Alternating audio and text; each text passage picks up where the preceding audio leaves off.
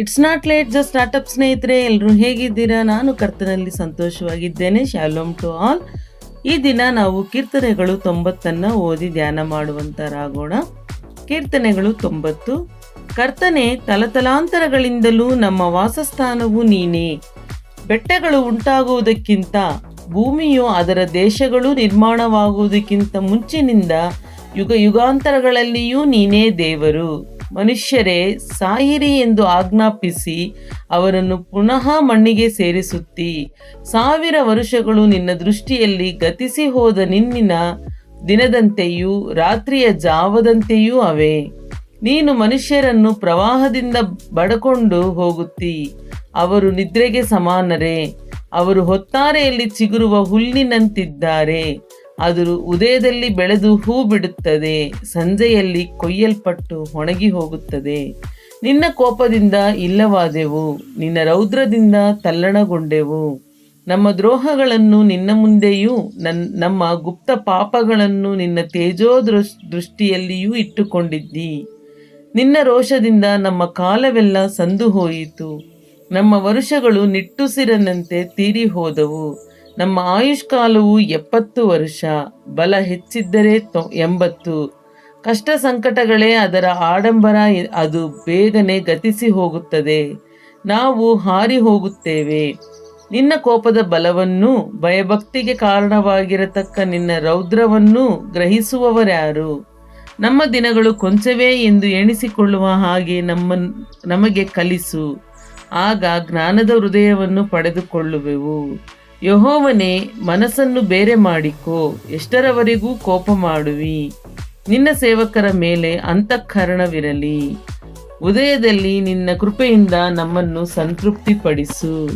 ಆಗ ಜೀವಮಾನದಲ್ಲೆಲ್ಲ ಉಲ್ಲಾಸಿಸಿ ಹರ್ಷಿಸುವೆವು.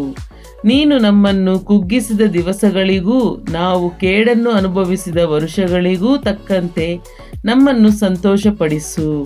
ನಿನ್ನ ಸೇವಕರಿಗೆ ನಿನ್ನ ರಕ್ಷಾ ಕಾರ್ಯವು, ಅವರ ಮಕ್ಕಳಿಗೋಸ್ಕರ ನಿನ್ನ ಮಹತ್ತು ಪ್ರಕಟವಾಗಲಿ.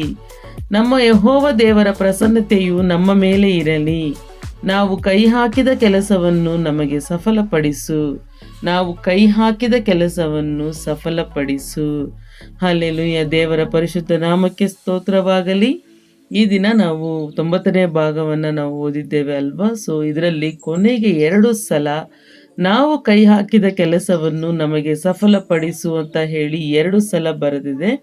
ಸೊ ನನಗೆ ಈ ವಾಕ್ಯವನ್ನು ಕೇಳಿದಾಗ ಈ ದಿನ ನನಗೆ ದೇವರು ಪ್ರೇರೇಪಿಸಿದ್ದು ಏನು ಅಂತ ಹೇಳಿದ್ರೆ, ದೇವರಲ್ಲಿ ನಾವು ಏನು ಕೇಳ್ಕೊಳ್ಬೇಕು ಅಂದರೆ, ಉದಯದಲ್ಲಿ ನಿನ್ನ ಕೃಪೆಯಿಂದ ನಮ್ಮನ್ನು ಸಂತೃಪ್ತಿಪಡಿಸು.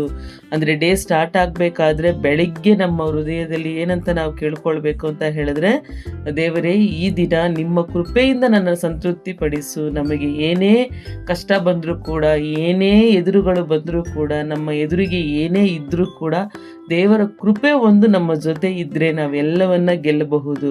ದೇವರ ಕೃಪೆ ಇದ್ದಾಗ ಆಟೋಮೆಟಿಕ್ ಆಗಿ ಏನಾಗುತ್ತೆ ಅಂತ ಹೇಳಿದ್ರೆ, ನಾವು ಕೈ ಹಾಕಿದ ಕೆಲಸ ಇವೆಲ್ಲ ಕೂಡ ನಮಗೆ ಸಫಲವಾಗುತ್ತೆ. ನಾವು ಬೆಳಿಗ್ಗೆ ಎದ್ದೋಳದೇ ಒಂದು ದೇವರ ದೊಡ್ಡ ಕೃಪೆಯಾಗಿರುತ್ತೆ.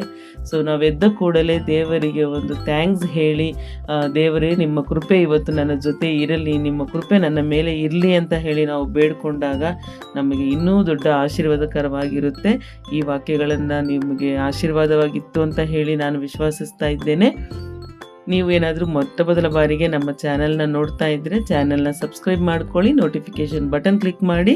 ಪ್ರತಿದಿನ ಬೆಳಗ್ಗೆ 6 ಗಂಟೆಗೆ ನಮ್ಮ ಚಾನಲ್ನಲ್ಲಿ ವಿಡಿಯೋಸ್ ಅಪ್ಲೋಡ್ ಆಗಿರುತ್ತೆ. ದೇವರು ನಿಮ್ಮೆಲ್ಲರನ್ನ ಆಶೀರ್ವದಿಸಲಿ. ಪ್ರತಿದಿನ ದೇವರ ವಾಕ್ಯವನ್ನು ಕೇಳಿ ಅವರ ಕೃಪೆಯನ್ನು ಪಡೆದುಕೊಂಡು ನೀವು ರೆಗ್ಯುಲರ್ ಆ್ಯಕ್ಟಿವಿಟೀಸಲ್ಲಿ ತೊಡಗಿಕೊಳ್ಳಿ.